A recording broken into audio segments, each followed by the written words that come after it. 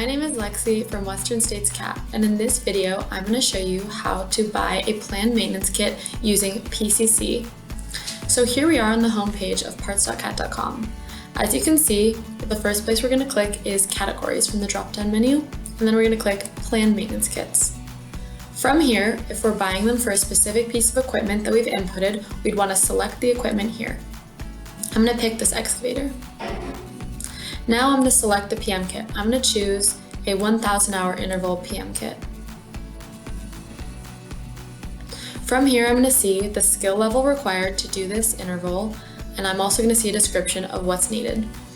I'm going to see below the parts and steps, and if I want to break it down, just the parts and just the steps here. I can also find the green check mark ensuring a factory fit, which means that the parts in this kit should be a match for the serial number that I inputted.